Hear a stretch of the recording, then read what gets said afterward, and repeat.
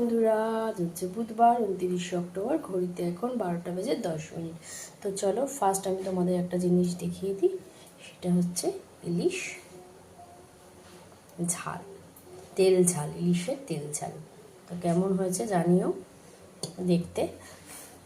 এটা হচ্ছে কাতলা কালিয়া, এটা হচ্ছে চিংড়ি মাছ ভাপা হবে, পোস্ত সর্ষে, একটু হলুদ গুঁড়ো লঙ্কাগুলো গুলে রাখা, আর এদিকে আছে হচ্ছে উচ্ছে ভাজা হবে, উচ্ছে কাটা, আর এদিকে হচ্ছে পেঁয়াজ কলি আর কুমড়ো দিয়ে কালো জিরে কাঁচা লঙ্কা ফোড়ন দিয়ে সুন্দর একটা বেশি মাখা মাখা। আর হয়ে গেছে হচ্ছে এর মধ্যে কী দিয়েছি, এর মধ্যে কাতলা কালি অর্ডারে দিয়ে দিয়েছি। আচ্ছা, আর এদিকে অর্ডারে কিছু একটা ভরে দিয়েছি, অর্ডারে ভরে দিয়েছি, পেঁয়াজ কলিটাও ভরা হয়ে গেছে। আচ্ছা, এই দুটো আইটেম ভরেছি, আর কিছু এখনও ভরে পারিনি, আর এই দুটো এখনও ফাঁকা আছে। তো চলো আমি এখন চিংড়ি মাছগুলো আস্তে আস্তে করে দিয়ে দেব।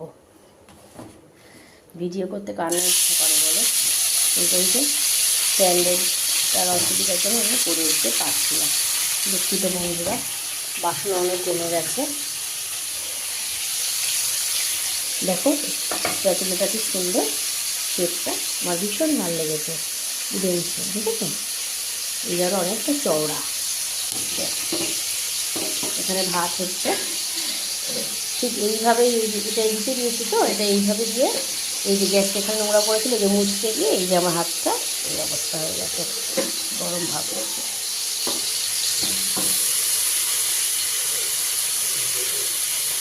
এগুলো ভাজা হোক।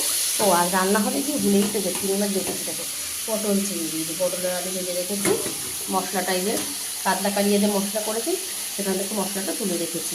এখান থেকে কিছু চিংড়ি পটলে দেবো, আর কিছু চিংড়ি ভাপা হবে।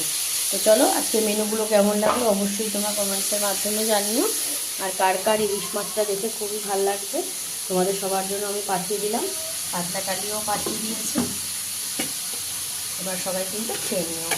আর এই আমার হোম ডেলিভারি অর্ডারে 3 পিস, আলু 4 পিস। তো দেখো কেমন হচ্ছে। চলো বন্ধুরা, একটু একটু করে আমি করতে থাকি রান্না বান্না। টাটা। হ্যালো বন্ধুরা, তো আজকে রান্না হয়েছে পটল চিংড়ি, চিংড়ি মাছ ভাপা, ইলিশ মাছের ঝাল তেল ঝাল, আর হয়েছে উচ্ছে ভাজা, আর পেঁয়াজ কলি কুমড়ো দিয়ে একটা বেশ গামাখা গামাখা, আর একটা হয়েছে কি কাতলা কালিয়া। এই হচ্ছে মেনু, তাই তো। তো সব দিয়ে টিয়ে এসে রান্না পুরো প্যাকিং একদম